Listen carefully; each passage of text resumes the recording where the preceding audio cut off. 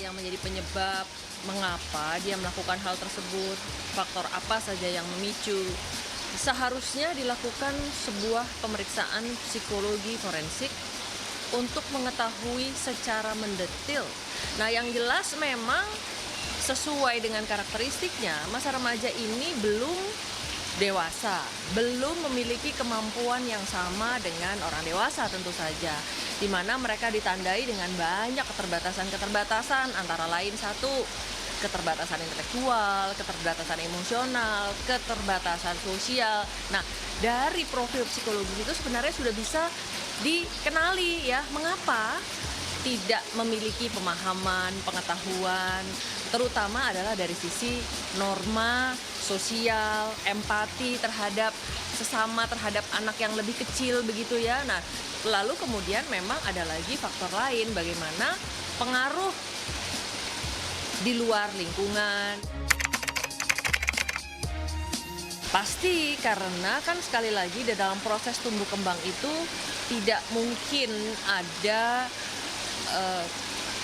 anak yang dari lahir kemudian langsung dewasa begitu ya. Tetapi apakah melemparkan kesalahan semuanya kepada pola asuh juga tentu tidak bijaksana. Ya, dan ini pun harus sesuai dengan hasil pemeriksaan tersebut. Mungkin saja orang tuanya sudah memberikan pola asuh yang sedemikian baiknya begitu ya, tetapi yang jelas dari faktor bawaan, genetik, pola asuh, belajar. Belajar ini kan tidak hanya di sekolah, tetapi juga ada belajar di rumah, belajar di lingkungan masyarakat.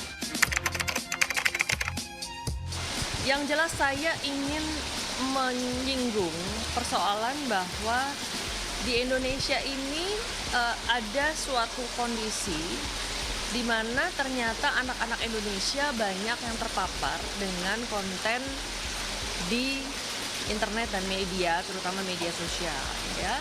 Tadi di awal sudah saya katakan bahwa konten-konten ini sangat beragam, bahkan lebih banyak yang negatif daripada positif. Tentu saja orang tua punya peran untuk mengetahui seberapa jauh anak itu punya aktivitas, karena di dalam kegiatan mereka sangat rentan terhadap berbagai potensi resiko. Nah, potensi resiko mereka bisa menjadi korban, tapi bisa juga menjadi pelaku. Tapi kalau di dunia maya seringkali orang tua lupa, dan banyak orang tua yang gaptek. Padahal harusnya periksa handphone anaknya, lihat kemana aja dia. Jadi bisa jadi tokoh investigasi juga di rumah.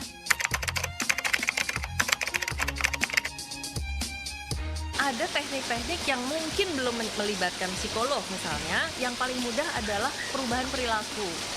Jadi orang tua harus peka untuk mampu mengidentifikasi ada perubahan perilaku nggak. Kalau tadinya anaknya nurut, sekarang jadi gak nurut. Anaknya tadinya suka main di luar, sekarang jadi nggak suka main di luar. Kemampuan orang tua untuk mengidentifikasi, mendeteksi ini penting, ya. Tadi kan pertanyaannya adalah apa yang harus dilakukan kalau misalnya ternyata sudah terdeteksi. Nah, setelah terdeteksi tentu saja harus segera ada tindakan. Apa yang harus dirubah, apa yang harus diikuti dan diperbaiki supaya kondisi ini tidak menjadi semakin berlarut-larut. Terutama jangan sampai kebablasan.